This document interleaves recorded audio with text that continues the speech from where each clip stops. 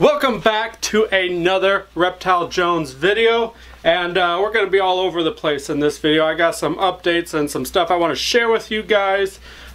So before we get to that, first I want to, it's the holiday season, so I am going to give away 4 of these t-shirts. It's the last 4 that I actually have, and then it's done. No more with the red shirt anymore. I got a new logo design I'm kind of playing around with for next year. But anyways, let's get rid of these last 4 red ones. So just leave a comment below that you want a t-shirt. I have 3 extra large and 1 large. That's it. That's all I've got. So if you can fit those, leave a comment down below. Tell me which one of my snakes is your favorite, and then I need you to, and I'm gonna pick, I'm just gonna randomly pick some people, probably just the first 4 people that fit those shirt sizes, but then I'm gonna need you to go over to either Facebook or Instagram. You don't have to follow me, you don't have to like it, whatever, but I need you to message me over there for your address, so that way I can send it to you. It's kind of goofy to kind of message here on YouTube. If you can do it, go ahead. I will still be able to read it when I'm on the laptop, but somehow I need your address, and I will let you know if you are a person who is picked, because I will comment and let you know that a t-shirt is available for you. So tell me your reptile you like of mine, and you can either tell me your shirt size then, or you can wait till you give me your address. So that's it. Those 4, and then we're done with the red t-shirt. So let's get into the rest of the video. All right. So 1, if you follow me on Instagram, and 2, if you watched the collection video clear to the end, you would have seen that we have now found the baby Savannah monitor. That is right, folks. He is finally back. To be completely honest, I had given up hope that I would even find him, let alone find him alive. Like, it's been what, like 3 months or so, give or take, that he's been on the run, and I really thought that, I really thought the worst. That I mean, everybody's griping about the way the cage is set up as far as temps and digging substrate and all that. And I guarantee my house, him being loose in the house like that, he did not find those conditions anywhere in this house except for in that cage. And that's what he left. So I was really concerned with him. But, he is back. For the most part, he does seem to be, if it would just focus on him and not me, he does seem to be in pretty good shape. We did lose a lot of weight here in his tail. We can see that. But so here's the story. We had left, it was a Saturday, we had left to celebrate my stepdaughter's 5th birthday. And so we were gone most of the day and into the evening. And this time of year, it starts getting dark about 5, 6 o'clock. And so we came home, the house was dark, and this actually was a very cold day. So, furnace is going, and anyway, so I came home, and I don't know where I'm going with that. But anyways, I came home, and I went, headed to the bathroom, and flipped on the light, and there this little fellow was. He was laying there on the floor next to the toilet, which is next to the wall, which is where there is a register vent, and the bathroom is literally one of the warmest places in this house because it is in the core of the house, and I'm certain that he was laying there because he was getting blasted from the furnace, just blasting him with some warm air, because like I said, it was cold that day. I think we were in the 30s somewhere. Not 100% certain, but so he definitely was seeking out the warmest spot here in the house. So that's where I found him. He didn't run or anything. Of course, you know, he has lost some muscle mass from not eating, or at least not eating enough.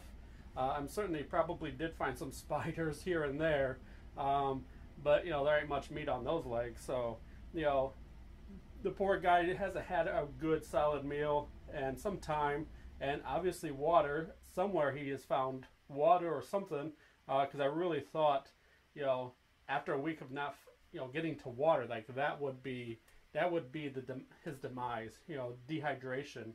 But somehow, some way, he must have managed to either find some water, or it's just the sheer resilience of these animals. I don't know which. Take it for whatever. I'm just reporting what did, you know, the events, and you guys can conclude, you know, your thoughts however you wish. I'm certainly no expert, and I am not going to try to convince you otherwise.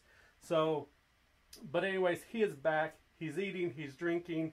You can see he is not super energetic just yet. You know, before I wouldn't be able to even hold him because he'd wiggle so much. But we're working on it. I'm not going to say we're completely out of the woods yet, but he has a lot better chance now that I have found him than him free roaming the house like he was. So I'm pleased to have him back. Hopefully we can continue giving you good positive updates, you know, here in the future, and you know, you'll see a lot more of him on the channel as he grows, and you know, I'm just really happy to have found this guy and have gotten him back, because I really didn't think this is how this was going to end. So what I call it, Magnum, I can't even remember, Maximus, well, I don't know why I want to say Magnum. Maximus is back. Look, focus, yes. He is afraid of the camera. That's okay. All right, so he's getting a little squirrely. Let's go ahead and put him back, so that way, you know, we don't want to stress him out any more than what he's already had to endure. So, bye-bye. All right, so one of the updates I want to do is on this big girl here.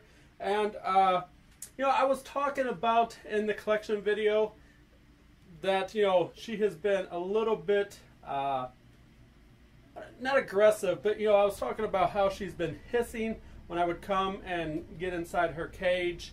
And, you know, and that behavior wasn't really, you know, what I've come to know about her. And today I was sitting, I'm off work, and I'm sitting in the living room enjoying a cup of coffee, you know, just getting up in the morning, just still waking up, and I realized what could be her problem. Let's take a look outside the reptile window. So, as you can see, there's construction going on, and this construction has actually been going on for, I don't even know, like 3-4 months maybe. And you know, and I figured that, you know, we were going to get some vibrations from the equipment, you know, as they're out there working. But what was different today was, for one, I was home, and two, they were right out front. This is actually the third time they have been down this road, and I don't know if you can actually hear their equipment right now as it is driving past as I film this, but what I noticed was that them digging up the road, they are hitting that road quite hard with the buckets on their excavators, and it literally rattles stuff in the house. Like, if you didn't know no better, you thought somebody ran their car into the side of my house. That is how bad, you know, things are vibrating. And, you know, so obviously the snakes are definitely feeling that and picking that up. And so I'm really beginning to consider that her change and demeanor, her personality, not her personality, I don't think it goes quite that far, but what has got her acting a little differently here lately, I believe, is all this road construction going on. Because even as I stand here, and this is light compared to what they were doing this morning, and you could probably hear it rattling, that glass thing in the background.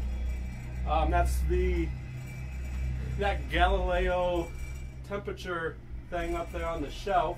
If you can see it in the video, that's not even them digging. That's just him driving by with his equipment. When they were digging, it was like boom, boom, because he's using the backhoe part to just hammer at the ground to break up the blacktop. So that is what I believe has triggered this new behavior that I have seen in the last few months, where she is on edge. When I come to her cage to check on her, you know, she has a couple times just hissed at me and you know, really just displaying her displeasure about something. I really wasn't for sure what it was, because like I said, she had never exhibited that behavior before, and I've had her now for well, about 4 or 5 years, 3, 4, 5 years, something like that. I don't really remember. It was 2012. Excuse me. Yeah, 2012. So it's been 5 years, a little bit more, because it was like in September of 2012. So yeah, so you know, so I wanted to kind of share that with you, that even things that may not be obvious right away, sometimes these environmental things, you know, do have an impact on our reptiles, and we just don't know it. Like I said, they've been working out here, and I've been here when they've done some of the work before, but they were digging in the earth. So you know, there wasn't so much vibration going on like what we're feeling now. Excuse me, my throat's getting dry. But anyway, so yeah, I just wanted to share that with you, and you know, so that way if anybody else, you know, comes across an issue where their animal has a sudden change in behavior, it might be something, you know, in the environment that you don't understand, but for whatever reason your animal is sensitive enough to pick it up. And I think that's what's happening here, because even me knowing what's going on out there, it's like, what the heck, man, you know? And just imagine this animal here, you know, who has no idea what those humans out there are doing, because she's never had to experience anything like that, and she's lived in her home comfortably, you know, no issues, and suddenly, you know, it sounds like she's got a herd of elephants, you know, taking up residency next door. So, you know, but I just wanted to share that, and you know, I hope that you know, nobody thought negatively of her because of this change in behavior, because that is not what I want. I was just simply, you know, documenting what's going on with her, and so that's why I wanted to make sure I did this update, so that way we can, you know, we all can learn from this experience, and that's my ultimate goal, is we all learn, because even, you know, almost 20 plus years into this hobby, I'm still learning. So, and that's the joys of it. So let's get her back to her cage. Yeah, I know it's a little crazy out there. Okay, so that's gonna be it for now. I don't want this video to be super long, so we're gonna end it here. Again, free t-shirts. Hopefully you right there will be the lucky winner of one of those shirts. I'm going to be working on getting some of these colubrids ready for burmation. I've already started the process as far as reducing and then stop feeding. We're going to go through and clean one more time, and then they're going downstairs into the basement for the next 2 months. But we'll save all that for the next video. So hopefully you come back to watch that, and you'll see and what my future plans are as far as which ones are going to be breeding, hopefully, and how I do burmation. I can't do the video exactly right now because I got to go to the store and get some things, and when I come back we'll do that. But for you, it'll be the next video, so hit that, or is it this side, that little subscribe bell thing, so that way you know when that video is coming up. Till next time, later. Shut up and sit down.